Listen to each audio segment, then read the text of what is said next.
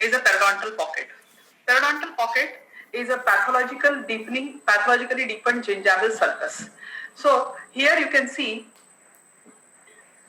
the in the normal gingiva, healthy gingiva, the sulcus epithelial attachment is at the cement to enamel junction. As we have seen in gingival diseases and all that, the advanced stage of periodontal breakdown after stage 3 of gingivitis, if it is not controlled, it can result into formation of a periodontal pocket formation. Okay, periodontal pocket is a very important clinical feature of periodontal diseases. So here you can see, because of the presence of local irritants and causing the inflammation in the gingiva, resulted into a pocket formation. And here you can see there is a migration of the epithelial attachment onto the root surface. You can see the bone loss over here. You can see the inflammation into the connective tissue. Epithelium has been thinned out and may be ulcerated and necrotic. So these changes occur and results into the pocket formation. Now let us see what are the pocket classification of the pocket. Pockets are classified as gingival pocket and true pocket. Now this is a gingival pocket, also called as pseudo pocket.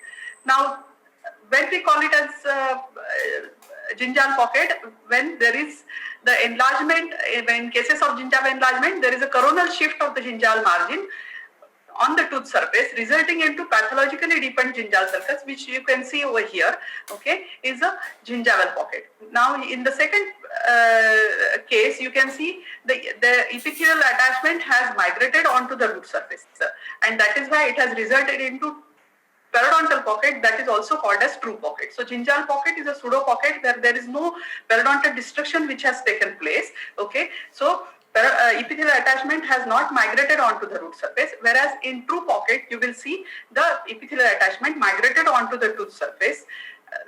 So this is a true pocket or a periodontal pocket. Now in cases of gingival enlargement, if patient doesn't maintain the oral hygiene and all that, you might find gingival pocket as well as pseudo pocket. This is called as combined pocket. So that is also the classification of the periodontal pocket. Now periodontal pockets are again the periodontal pocket or true pockets are again classified as suprabony and infrabony. Now here you can see in the second diagram, the base of the pocket lies coronal to the crest of the bone. So this is a suprabony pocket. Now here in the second diagram, you can see that the base of the pocket lies apical to the crest of the alveolar bone, and the pocket wall lies between the adjacent bone and the tooth surface. So this is a infrabony type of pocket.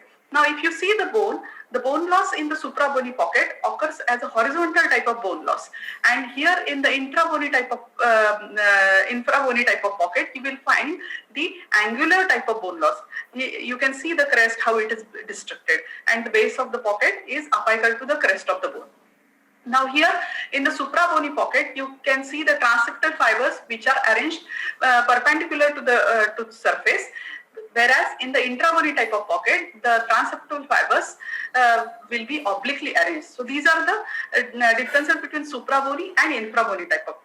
Now let us go to the classification according to the surfaces of the periodontal pocket. This is the simple pocket, this is compound pocket, and this is complex pocket. Now simple pocket on the right side of the diagram, now you can see one wall is involved, it is called a simple pocket, or one surface is involved of the tooth, that is a simple pocket. Now if the pocket is present on more than one surfaces, maybe two surfaces or more than two surfaces, one surface, then it is called as compound type of pocket. And third one is a complex type of pocket, which is seen in the bifurcation and trifurcation areas of the multi-rooted teeth, where the pocket originates at one place, but it takes a spiral route, and when you probe that time, you will find the origin at some other surface. So these are the complex type of pocket, okay, which are generally seen in the bifurcation areas. Now what are the clinical features? Almost all of you must have seen in last 2 years so many patients. The signs of the periodontal pocket are enlarged bluish red gingiva with rolled out edges, reddish blue vertical zone, break in facial continuity of the interdental papilla. There is a gingival bleeding which you can see over here. There can be a purulent exudate. There is looseness, migration, and extrusion of the teeth, and development of diastema. Now all these signs may be present in many cases, or there may be one or two signs which may be present in a periodontal pocket, because depending on how much is the involvement in every tooth and every patient. Okay, so it is very important. That is why that careful probing along each surface is a must. Okay, ideally you should have the 6-point probing, so that you can check on every tooth whether the pocket is present or no. Now you can probe it with the Williams graduated probe on all the tooth surfaces, and you should check whether there is a presence of the pocket. Now symptoms are localized pain, patient complaints of localized pain, foul taste, urge to dig into the gums, radiating pain deep in the bone, sensitive to hot and cold, patient may complain of mobility. So these are the different symptoms with which patient will come. Now, what is the pathogenesis? Pathogenesis of the periodontal pocket is changes involved in the transition from sulcus to pocket. Okay, that bacterial plaque on the tooth surface results into inflammation. Now, the change of the bacterial flora from the gram-positive to gram-negative, from non-motile to motile, colonization of aerobic to anaerobic in the subgingival plaque, that is spirochetes and motile rods, they accumulate in the gingival sulcus and cause the periodontitis actually starts in the connective tissue of the gingiva, and in the connective tissue there are degenerative and inflammatory changes which takes place in the connective tissue. Now these changes which takes place in the connective tissue causes the destruction of the connective tissue fibers, and as well as there is an inflammatory exudate and all that. Now inflammatory cells also increase. Now when it occurs just apical to the junctional epithelium, the apical areas of the junctional epithelium start sending retipex into the connective tissue. Simultaneously, polymorphonuclear leukocyte, as you know, are the defense cells. They go into the epithelium and then through the into the gingival sulcus. Now these cells increase in the volume and they go into the epithelium, junctional epithelium, and they increase in volume. Almost it increases more than 60% volume. That time there is a cohesiveness of the tissue reduces, and the tissue starts getting detached from the tooth surface, and thereby the junctional epithelium starts migrating onto the root surface, and then it results into a pocket formation. So this is, in short, the pathogenesis of the periodontal pocket. Now here you can see the diagram which shows a periodontal pocket which is formed. Okay, here you can see the plaque which is present in the periodontal pocket. This is the pocket wall, this is the connective tissue, and this is the bone. Now what happens when there is a pocket formation which takes place? There is a dental plaque which is present. Now plaque causes gingival inflammation. Gingival inflammation increases the pocket formation. So because the depth of the pocket again increases, again there is a more amount of plaque formation. So this vicious cycle is there which we need to break. Now if we break this vicious cycle, then only we get the success of our periodontal therapy. And that is why it is very important, or that is the rationale behind doing a periodontal therapy, is that we need to remove the plaque and plaque retaining factors. So maybe if there is a plaque present, calculus is present, so calculus is retaining the plaque over it, we have to do a thorough scaling, root planing and all that, then only the inflammation will reduce and pocket reduction may occur. So this is the rationale behind the doing periodontal surgery. Now what is the histopathology? Histopathology of the periodontal pocket is that, remember, pocket has a two wall. One is a soft tissue wall, one is a hard tissue, root surface wall. Soft tissue wall of the pocket, here you can see this is the soft tissue wall of the pocket, and this is a root surface wall of the pocket. Now soft tissue wall, as I have told you, that it causes, there is a collagen destruction which takes, collagen fibers destruction takes place. There are more number of there is more number of inflammatory exudate, there are more number of inflammatory cells, there are as well as there is pocket wall also shows the epithelium, shows the thinning of the epithelium as well as necrosis of the epithelium and ulceration of the epithelium. So these proliferative and degenerative changes which occur in the soft tissue wall of a pocket. It is also called as lateral wall of the pocket. It is also called as soft tissue. So in case you are asked in the viva, maybe what is a soft tissue or a lateral wall of the pocket, both are same. Okay, so this is a soft tissue wall of the pocket which shows the bacterial invasion. Now these bacteria have been found onto the in the gingival sulcus. They are found in the epithelium, as well as they are found in the connective tissue, as well as in aggressive periodontitis cases and all that, you will find even on the bone surface also. So bacterial invasion has been shown in epithelium as well as connective tissue and over the bone also. Now, what are the mechanism of bone destruction? Mechanism of bone destruction is by two ways. One is bacteria also cause the tissue destruction by producing toxins, exotoxin, endotoxins, or it can cause the produce enzymes or their end products of bacterial metabolism, as well as host which tries to engulf these bacteria and tries to kill those bacteria, but in a process of engulfing these bacteria and killing these bacteria, host cells also produce enzymes and all, and they also cause the tissue damage. So the mechanism of tissue destruction occurs by both the things. Now let us see that root surface wall. Root surface wall shows the changes as structural changes, chemical changes, and cytotoxic changes. So if you see here, bacterial plaque which is present over here, okay, which is continuously present on the root surface, is as the pocket forms, the Sharpie's fibers which were present normally over here, they are destroyed. They result into presence of structural granules under microscope. So structural changes you will see as areas of pathological granules. You will also see the chemical changes, areas of remineralization, areas of demineralization. So in a pocket you might see sometimes root resorption which is taking place, because this is now the root surface is exposed to oral cavity. So there is areas of remineralization, areas of demineralization. Sometimes you will see root caries, sometimes you may see root resorption, and that is why when you probe, that time the patient might sometimes say pain. That could be because of the root caries or root resorption which has taken place onto the root surface.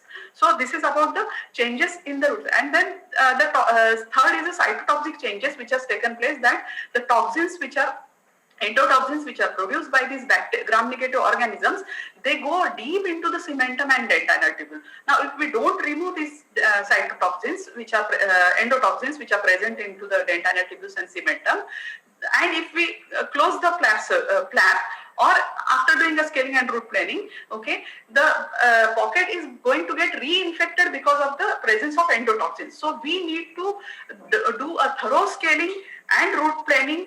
Then only we are going to remove all the plaque and these endotoxins that will be removed completely by doing a thorough scaling and root planing. So that is very important.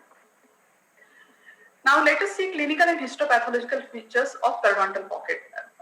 Gingival pocket wall has bluish red in color. We have seen as a sign of this one. Why bluish red color comes? Because of the circulator stagnation and cyanosis, and then there is a breakage of the RBCs into hemosiderin, so which gives a bluish hue color to the gingiva. There is collagen destruction which takes place. That is why you will see the soft and then inflammatory exudate is there. Then you will see edematous type of gingiva. Okay, so these are the changes. Now you will see sometimes, even if there is a pocket present, okay, gingival wall may be pink and firm. Now why this gingival wall is? Because fibrotic changes predominate over the exudation and degeneration. Now remember one thing, periodontal lesions are healing lesions. So if it is not that always destruction goes on. When there is a destruction goes on, our body tries to repair those changes, okay, and that is why the fibrotic, when there is a exudation and degeneration going on, the fibrosis again starts on the other side, and that is why sometimes you will see the edematous pockets, sometimes you will see fibrous pocket. Does that mean the gingiva has become pink and firm, there is no pocket? No, these changes are taking in the outer surface. So inside there is a pocket. So you need to probe the gingiva carefully. So careful probing is very important, whether it is a pink and firm gingiva or it is a edematous and inflamed gingiva. Then bleeding is elicited by gently probing soft tissue. Now why bleeding is elicited? Because we know that we have seen the epithelium is thin, necrosed, and sometimes ulcerated. So and there is an increased vascularity. So this is a mechanism of our body. If there is inflammation, there is a increased vascularity. Now these vessels come very close to the epithelium, and because these vessels come so close, the moment we probe the pocket, there is a bleeding from it. So this is the reason for that. Then there is a sometimes pain is there because of the ulceration of the pocket wall, and pus may be expressed by applying this. Now remember one thing, pus occurs in pockets with suppurative inflammation of the inner wall. Now if there is a presence of pus, definitely it shows a inflammation of the pocket wall, but it is a secondary sign. Pus doesn't show the severity of periodontal disease. Pus may be present in a shallow pocket and pus may be absent in a deep pocket. So when there is a pus is present in the pocket wall, it shows the suppurative inflammation of the inner wall of the pocket. Now let us see periodontal disease activity. Periodontal disease activity is fibrous. There are periods of quiescence and there are periods of exacerbation. As I told you that there are periodontal lesions are healing lesions. Why? Because there are disease activity. So there can be a period of destruction which is going on, or that is a period of exacerbation or period of activity. It is followed by a period of quiescence or a period of inactivity or a period of remission. So there are these periods are going on in the, so that results into fibrous and edematous pocket. So there is a change of flora from gram positive to gram negative, aerobic to anaerobic, motile, non-motile to motile, as well as the pink and firm of the firmness of the gingiva results as a fibrous pocket, or you may see spontaneous bleeding, purulent discharge, red inflamed gingiva in a edematous pocket. So these are the period of disease activity. Now, periodontal disease is also site-specific. So don't think that on the buccal surface there is no pocket, lingually there will not be. It may be present on the lingual side, it may be present on the basial side. So it may be present on one side, other side may be going in the period of quiescence. So that is why the probing, careful probing is very important. Now, relationship of the attachment loss and bone loss to pocket depth. Now, what determines the severity of periodontitis? Let us see what is loss of attachment. Now, in this diagram, I'm just showing you loss of what is a periodontal pocket. How we measure with the Williams graduated probe. Okay, first we will see how do we measure periodontal pocket. From the crest of the gingival margin to the base of the pocket, we measure the pocket. So here, in case if we consider this as a 6 millimeter of pocket or 7 millimeter of pocket, okay, here the pocket is only of 2 millimeter, and here the pocket in the third diagram is 0 millimeter. So loss of attachment is from the cemento-enamel junction up to the base of the pocket. Okay, so these arrows, what you see is the base of the pocket. Okay, now from the cemento-enamel junction to the base of the pocket is a loss of attachment. That means our bone loss and attachment loss has occurred almost 5 millimeter. Now 5 millimeter, but the pocket is 7 millimeter in the first case. Second case is showing 2 millimeter. Third case is showing 0 millimeter pocket. But loss of attachment in all three cases is same. So loss of attachment shows the severity of the periodontal disease, not the pocket depth. So that is why you must always measure loss of attachment also. In the second diagram, you can see the pocket of the same depth, but loss of attachment is different. So that is why severity of the periodontal disease is assessed by loss of attachment. Now there are abscesses of the periodontium. You must know what is gingival abscess, periodontal abscess, periapical abscess, and pericoronal abscess. You have to know the diagnosis, differences, clinical differences, and radiographic differences. You can take the radiograph to differentiate between periodontal, periapical, pericoronal, and then you have to give the proper management of those. So this is about the periodontal